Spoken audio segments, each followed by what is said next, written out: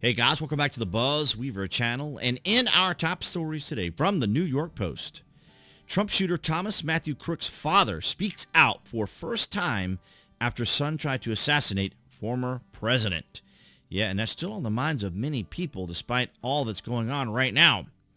The father of would-be Donald Trump assassin Thomas Matthew Crooks has revealed the family is just trying to take care of ourselves as he stepped out in public for the first time since the shooting.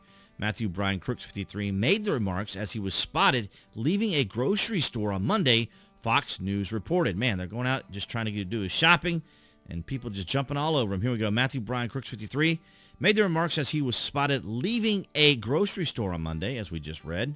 So there he is there, and there's Thomas.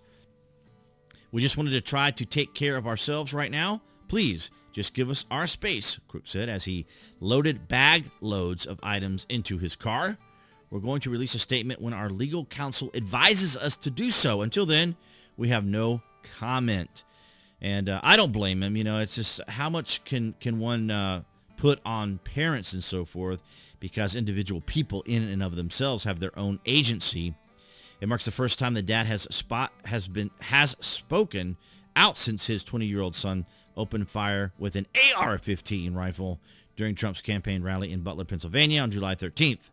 The would-be assassin was shot dead by Secret Service counter snipers just moments after he managed to clip the former president in the ear with one of his bullets. And, of course, the investigation is continuing on. And we found out yesterday, Crooks' father is a registered libertarian, in case anybody needed to know that, had legally purchased the rifle used in his son's attack. So, of course, his political leanings has also been an issue, of course, because they say that Crooks was a registered Republican, but, of course, donated money to a Democrat organization. And here we have, of course, the Secret Service director herself. What are we behind a paywall here? Secret Service director resigns in wake of Trump's assassination attempt. So she was brought before the committee yesterday, and boy, did she get an attack on herself. It was brutal. U.S. Secret Service Director Kimberly Cheatle resigned from her job, according to a statement released by the White House. I don't know why she waited so long. I mean, she got grilled yesterday by everybody. That's Republicans and Democrats. President Biden thanked Cheatle for her service, saying, I should say, she was appointed by the direction of Joe Biden, Dr. Joe Biden, EDD Joe Biden.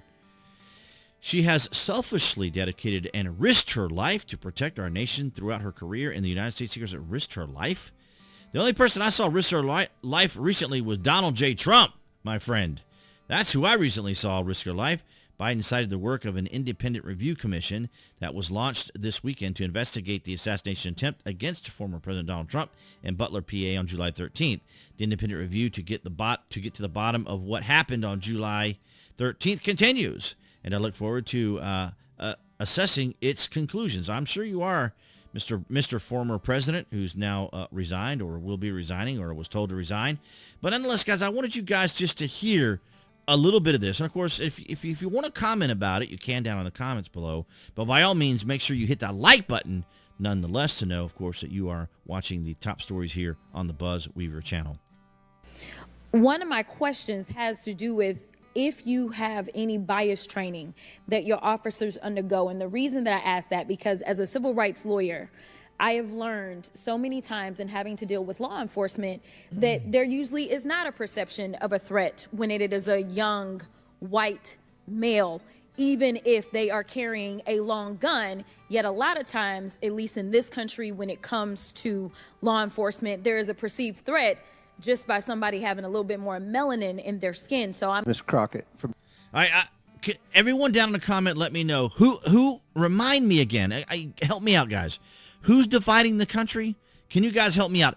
Who is dividing the country in the United States of America?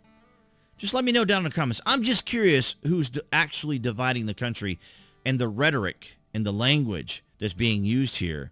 Because could it not also be argued that because they are constantly going after Donald Trump, threat to democracy, a threat to the very soul of the country, obviously the continuing lawfare and the projection that he is a one-dimensional villain, what do you suppose if you kept saying that out in the public for a long period of time, do you think maybe an unstable person could interpret that as Donald Trump being a genuine, actual threat to democracy, a genuine, actual threat to our country?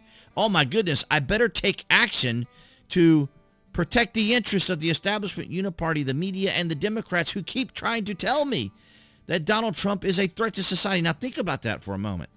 The amount of back and forth that we hear every single day, or particularly when I'm doing a lot of this research and reading these articles, it's extraordinary to me how the Democrats are able to divorce themselves from any sense of responsibility, from any sense of knowing what they're saying, how it's interpreted, how it could be interpreted, and they just inoculate themselves because they never hold anyone else to the same standards, or they don't hold themselves to the same standards they expect from everyone else. It's absolutely extraordinary.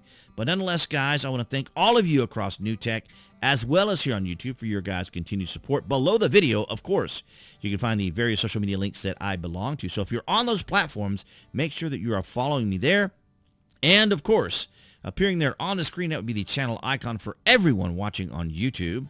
You guys can click on that to subscribe, as well as to select notifications. That way you know when there's content here on the channel. And I'll see all you guys in the next video.